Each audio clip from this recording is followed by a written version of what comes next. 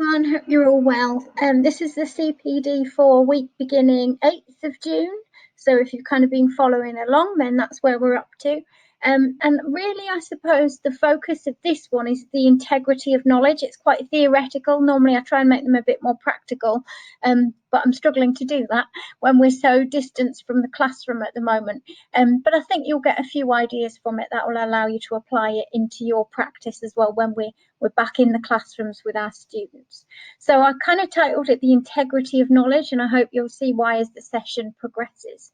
So by way of retrieval, I want you to cast your mind back to the work that we've done on memory and see whether you can explain the following three very simple scenarios using your knowledge of memory. So any of the kind of keywords that we've associated with that whole topic of memory up till now. So obviously just pause the video, have a think to yourself, tell someone close to you how you might explain those three scenarios, okay?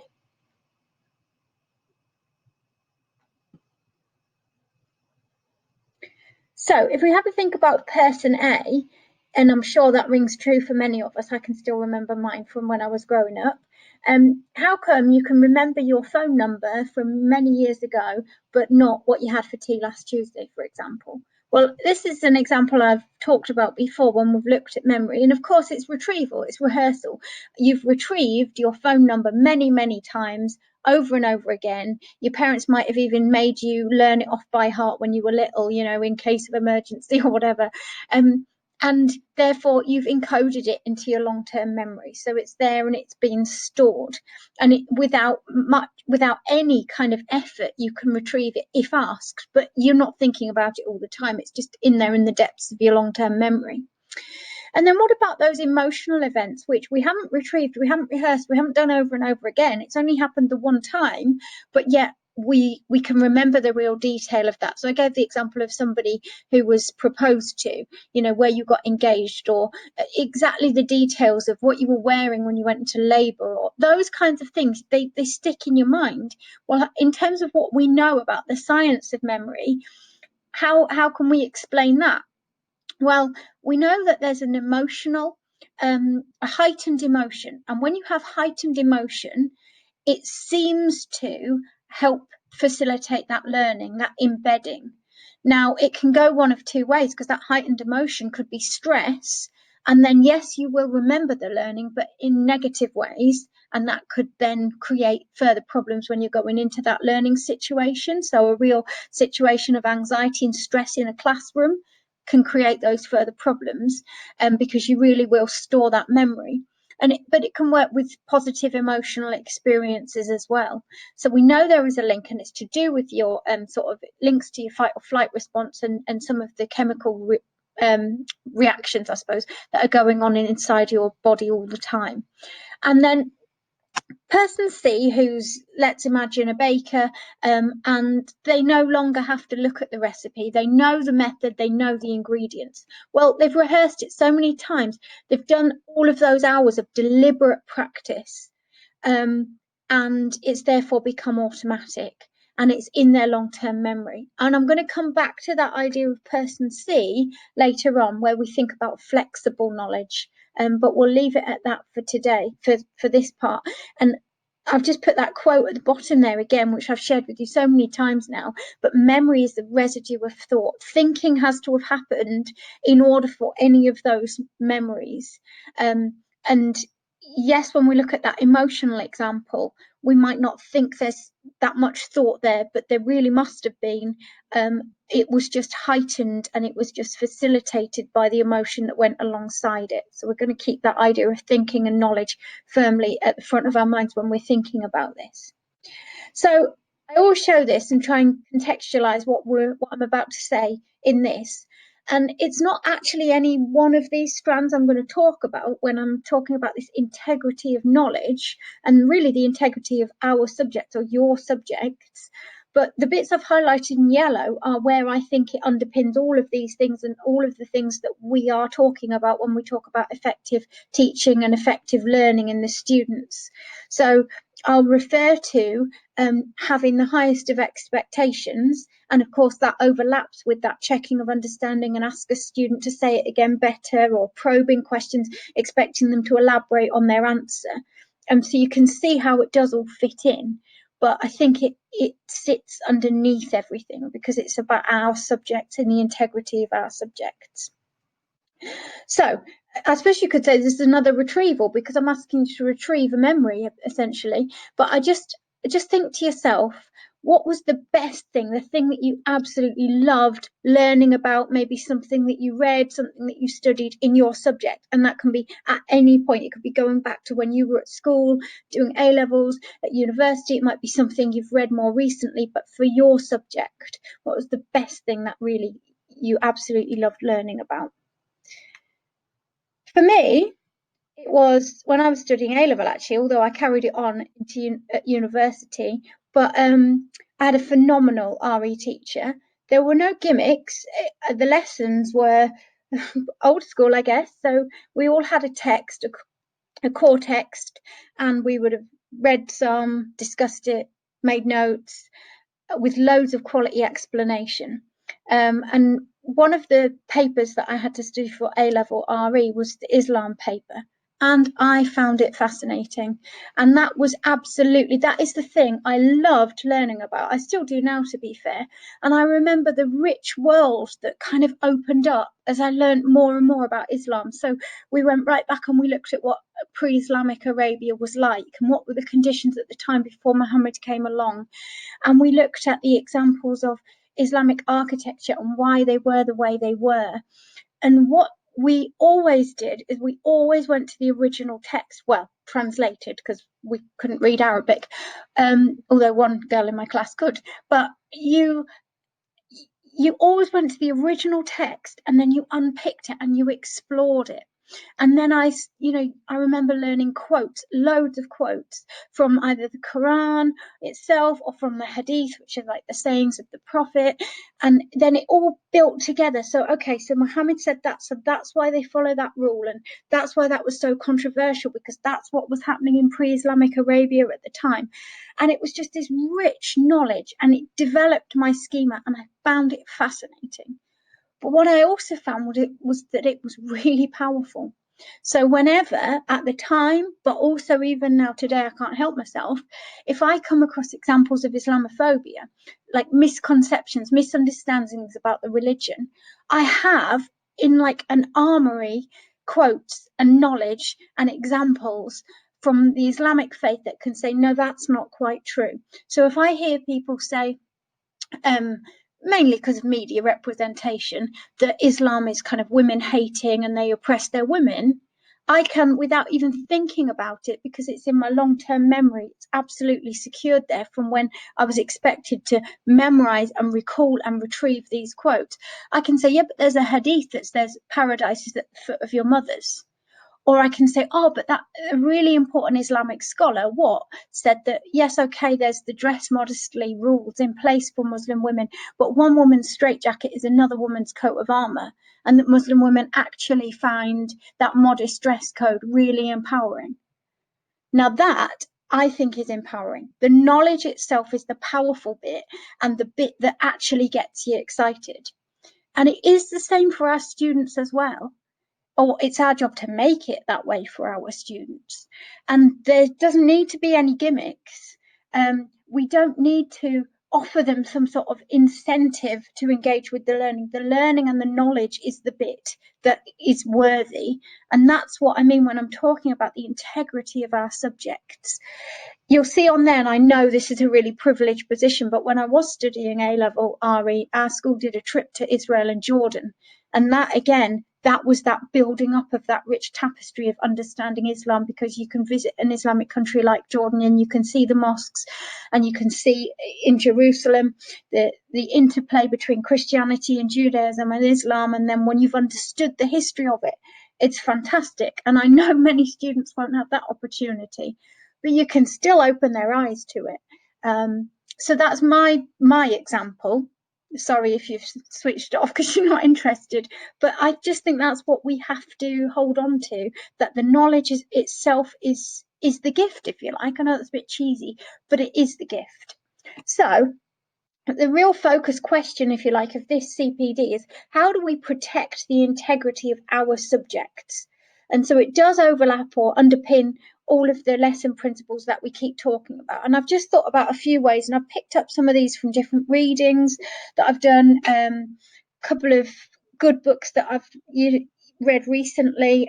For example, this one, Jamie Thom, A Quiet Education. There's some really lovely thinking in there as well. There's a few ways in which I think we can make small changes to really protect the integrity of our subjects and allow students to see the beauty in that knowledge that comes with it, in all subjects.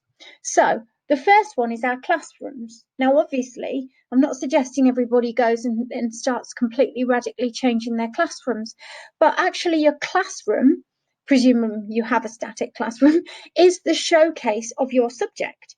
So I think the question you have to ask yourself is, if when the students come into this room, this is my shop window, if you like, of all of the wondrous things that my subject has to offer, what does it say about, what impression does it give? Now, you can fill your classroom with posters and pictures and things, but then we know that actually is quite distracting, and the real learning needs to be going on in terms of what they're paying attention to, the quality explanation from the teacher, the piece of work they're doing. So we know we have to be a bit careful about how many distractions we put up everywhere. And I think it was Jamie Thom's book who basically said the best thing you can do is have a really well stocked bookshelf showing the best of what has been written, historical and more recent, about your subject, or even fiction, novels, etc., that pick up on key themes, get students talking about, oh, what's this one, why are you reading this? And actually that could just be a shelf up on the wall, and that's as powerful as many a display.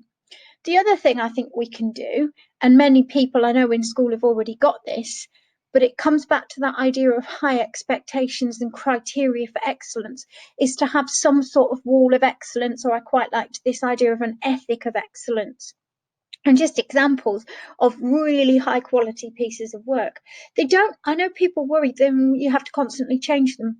You don't, because if it's an excellent piece of work and it's there as a standard, unless your standards change, you don't need to change that piece of work. It doesn't matter if that student is from a few years ago.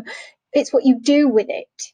If they're just there as wallpaper, it's a bit of a waste of time. But if you can refer to elements of it, it's actually quite sort of motivational, or it should be aspirational. So the students can say, oh, okay, that's what we're aiming for. That's that excellence.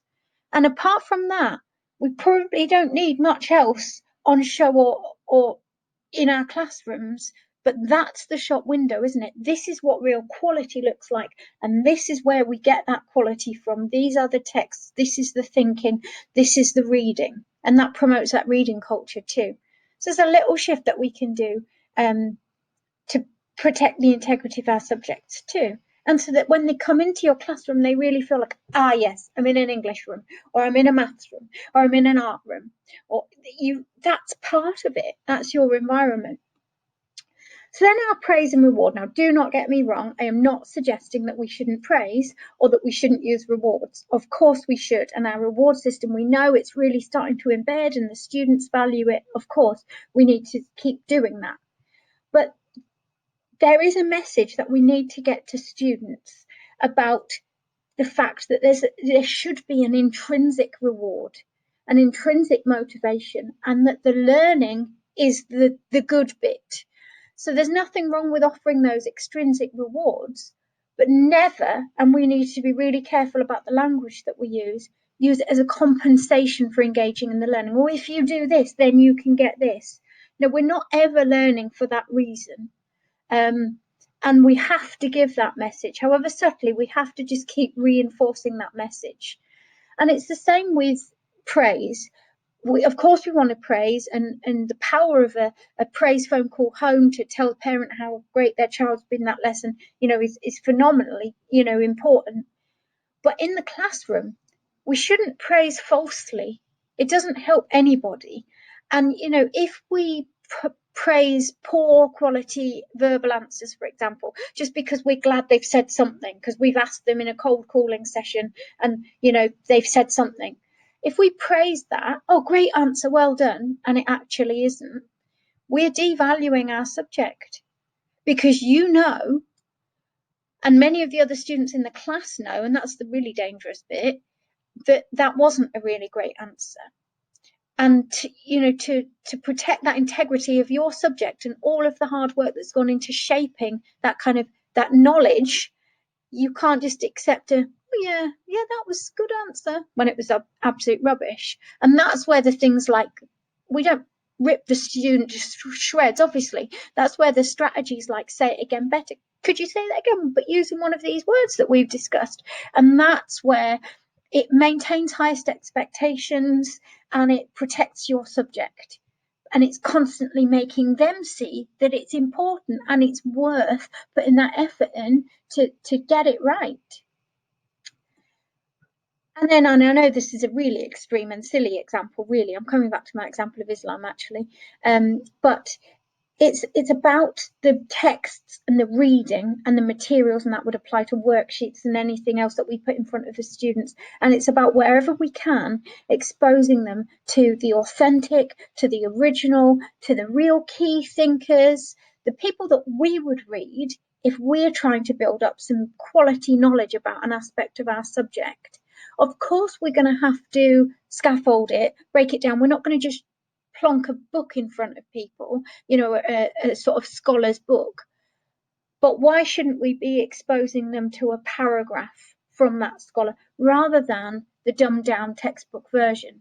Some textbooks are really good, they're really high quality and excellent, and it's succinct and well set out and gives the knowledge that the students need. Don't get me wrong, I'm not saying we shouldn't ever use textbooks, but it's that question of integrity. Does this showcase the integrity, keep the integrity of the subject, and showcase the best of what it has to offer? So I came back to that example. That was another key text, because if I go back to that Islam example, when I studied my A-levels, I remember constantly our teacher talking about Esposito, talking about Wotton. Now, at the time, I just thought, these are names I've got to learn because that's where the quotes have come from. That's the reading Miss told us to do. But now I know these were the scholars. These were like the big people investigating and researching and exploring the discipline that I was learning about. And now that was amazing teaching that was going on there, because without me realizing it, I was being exposed to the best of what's been written and said in that area of learning. And it didn't feel daunting or awful or like it was beyond my years. It built up that rich picture, that schema that I needed and wanted, and therefore that spark of the love of that particular topic and learning about it. And of course, it's about our reading culture as well. And then overlapping with that as well, I've put on their exposure to the hinterland, but I thought it was quite important to come back to this distinction. So we know that Christine Council talked about the hinterland, and that's all of the other stuff, the stories, the narratives, the examples that help build up your schema. But there's so many, I don't know if you've been engaging with the different CPD things online or reading around. It just seems to me there's so many different types of knowledge now, and I get confused between what one's what. But this is an important distinction, I think. The disciplinary knowledge, or disciplinary, to the substantive. Now, when we as teachers design our curriculum, we teach things as fact, as you need to know about this is what we're exploring. That's our substantive knowledge. But what it's really important for us to do sometimes is to give our students a little bit of a glimmer into the much bigger world of the whole discipline. And that's that disciplinary knowledge. So where's this come from? I'm teaching you as fact, but which scholar or which text or which scripture has this come from? And I'm teaching you this, but actually it would help you if you also knew about this piece of the jigsaw.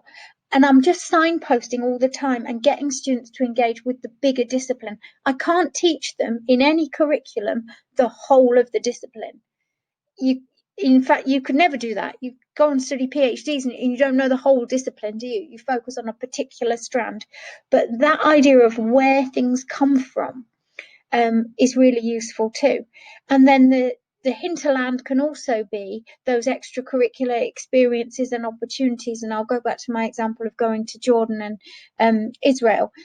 We can't offer that all the time, but we can show them. We can do virtual tours. We can show them original pictures in art galleries. We can use the National Museum website. We can give them the extra stuff that helps make it rich and connected, and develops that schema. So that's quite an important distinction, I think, between the disciplinary and then what we end up with, the substantive, but we have to give students a glimmer into the disciplinary. And then we have memory and retrieval, and we know that's part of our lesson kind of process, our lesson ingredients, that every lesson we want students to retrieve. But if I think about all of those quotes that I learned when I was an A-level student, and all of the quotes that we encourage our students to learn, or formulas, or whatever it might be, actually what we're doing is we're allowing them to have a strong schema because they have secured certain pieces of knowledge in their long-term memory, and so then they can keep adding to it. And then remember, a schema, I always picture it, it's not scientific, but like a box, and we're just adding into it all of the time, and it's growing stronger, and those connections then can be made.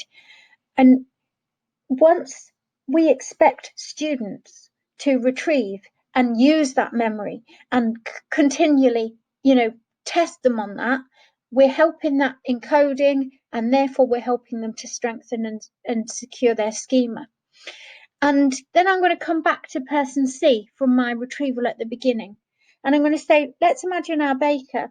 Not only has it become automatic, but they now have flexible knowledge. And that's because their schema around baking and recipes and the science of bread making and the way ingredients mix and so on is so strong that they now have a knowledge which is flexible, which means they can be creative, which means if they haven't got one particular ingredient, they can use an alternative. They can mix it up, they can try different variations on the recipe. Now that's what we can do with our knowledge. We can come across like a new novel situation, and we can use our knowledge to make sense of it. Our knowledge is now flexible, and that's obviously the aim of what we want. We don't just want students who can regurgitate something, but they have to do the regurgitating bit, or at least the securing it in their memory, to be able to then do the flexible bit. And that's that schema, that's that interconnected web of knowledge that builds up over time, that is understanding. That's what understanding something is, isn't it?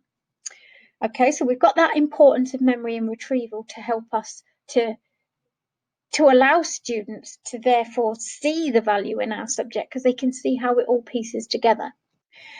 And then attention and direct instruction. So we know that a really important part of lessons is that quality explanation. If your subject's really important, your explanation of that has got to be the most important part of that lesson. Of course it has. But that is all pointless if these students are not paying attention to it. And I don't just mean in terms of like a behaviour management thing, although obviously that's important, that if you're talking, they're listening.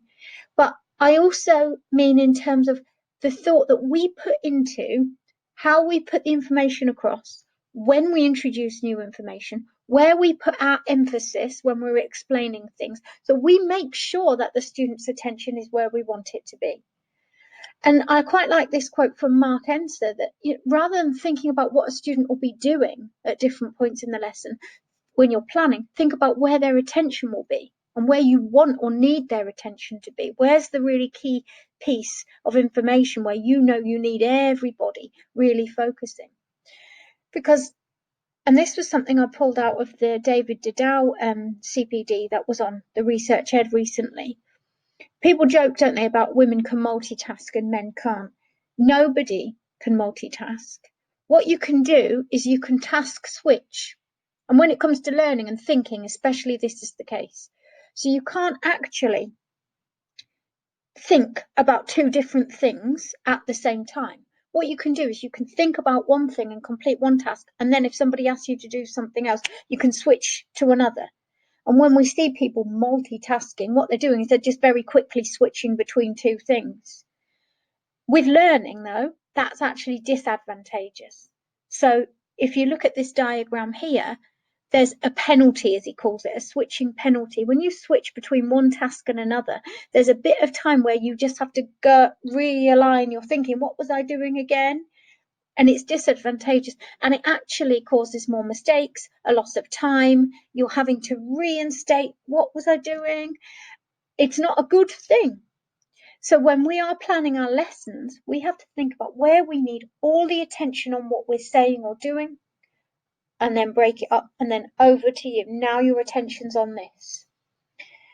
And I think that's really, really important, because if our subject is really important, then us explaining that subject is really important.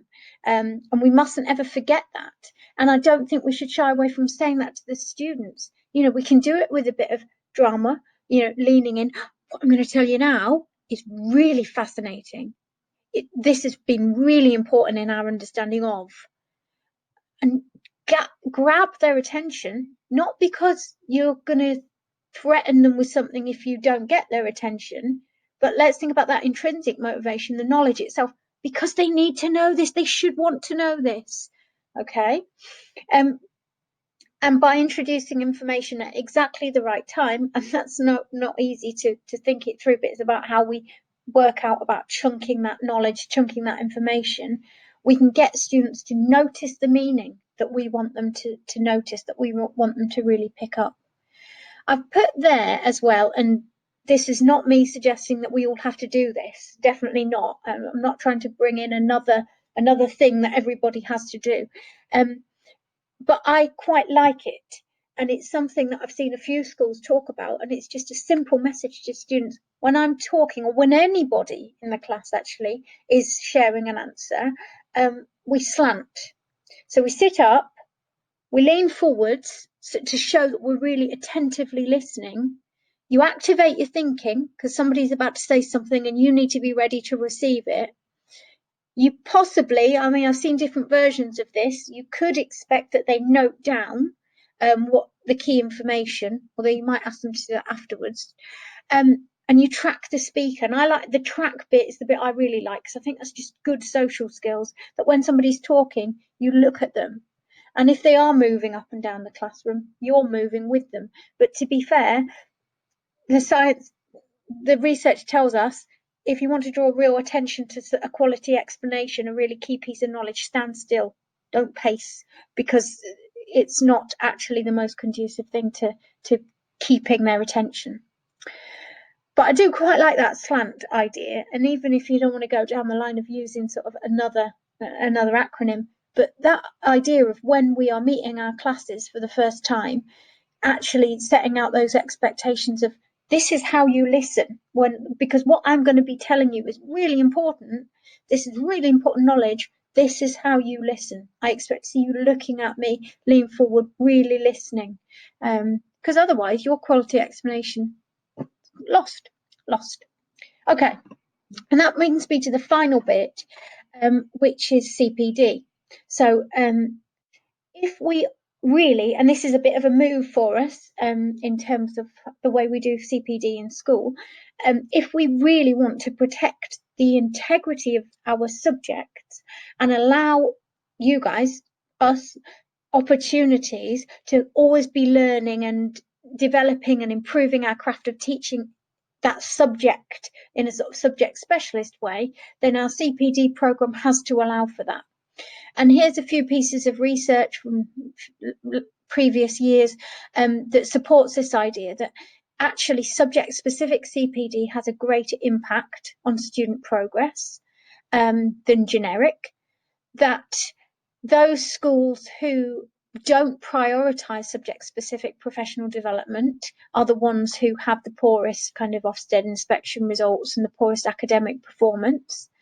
And also thinking about that idea of how important autonomy is, and teachers feeling like they're in charge of their own knowledge that they need to develop. peer collaboration, things that help teachers to continue to get better and continue to improve beyond the first few years, seem to point towards this need to provide opportunities for staff to work on things that are really relevant and really specific to them and often their subject discipline. So, building on all of this, the next stage for us, and I'm just literally going to share this with you now, is to provide those opportunities. So looking ahead to next year, and obviously some of this might be done in a different way. We might not be able to have a whole staff together. I don't know yet. Nobody does. But we know we've got our whole staff training on the 1st of September.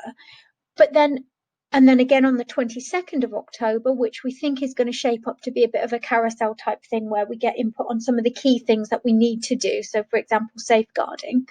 But the 23rd is flexible in that we're not in school on the 23rd, and the same on the 4th of January. And those 2 days, one departmental focus, one individual focus, they are just you claiming back your hours that across the year we are asking you to do.